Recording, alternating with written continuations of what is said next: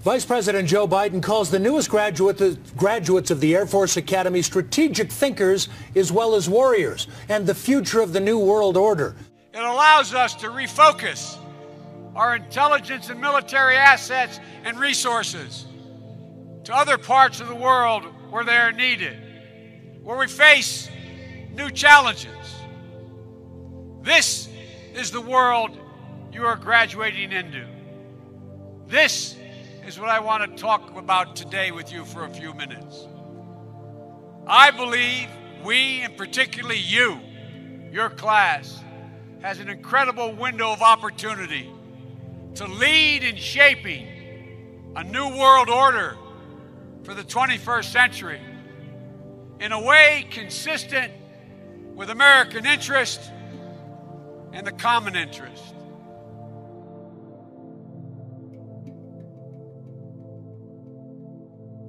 During an event honoring the 223rd anniversary of Poland's constitution last night, Defense Secretary Chuck Hagel said we are seeing a new 21st century world order being built. And although there are conflicts and complications, there's still hope.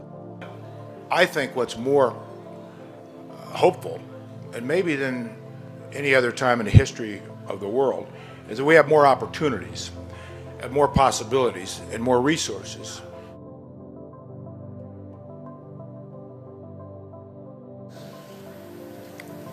We meet here at a moment of testing for Europe and the United States, and for the international order that we have worked for generations to build.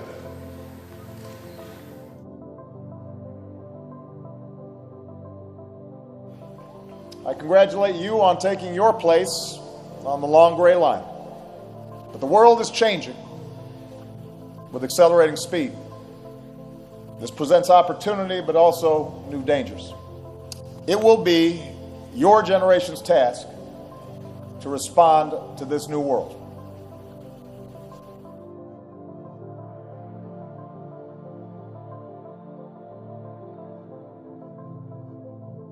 Over the last 2 years, journalists and activists have been fighting a specific provision in the annual National Defense Authorization Act, or NDAA, through a lawsuit called Hedges v. Obama.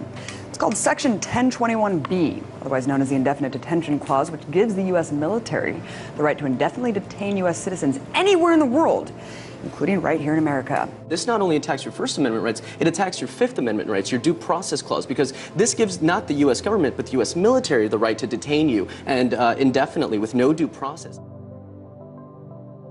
We have before us the opportunity to forge for ourselves and for future generations a new world order, a world where the rule of law, not the law of the jungle, governs the conduct of nations. When we are successful, and we will be, we have a real chance at this new world order, an order in which a credible United Nations can use its peacekeeping role to fulfill the promise and vision of the UN's founders. Now, when I was in America, I don't often say this, but I might as well say it here tonight. My driver, who has carried all the prophetic preachers across America before me, told me, he said, every time we get to a bridge, you watch. And we went through 38 states in 2.5 weeks, and every bridge we went near, there were men working underneath it, putting in steel girders. He said, that is for the United Nations tanks that are going to come in and take over America shortly. Is everybody clear what I'm saying tonight? This goes on tape. The whole of America will be inundated with United Nations troops. In fact, they're training now. Heavy artillery rocked downtown Tampa today as military gunships and helicopters roared by the convention center. Now, this was all part of the annual Special Forces Operations Convention. While it wasn't a real invasion, our Chris Trankman says it looked about as real as it could get. This was different. This was a first for me. Usually no one sees what we do. The display featured Apache helicopters speeding overhead, while bigger Black Hawk choppers carried highly trained operatives as part of a make-believe invasion. In the distance, they must travel to the target. The spectacle rivals any show. It's a government conspiracy. It's the wonder why niggas can't get on their feet. We try, but we suffer defeat. Nevertheless, we still stuck in these streets. Try to compete up.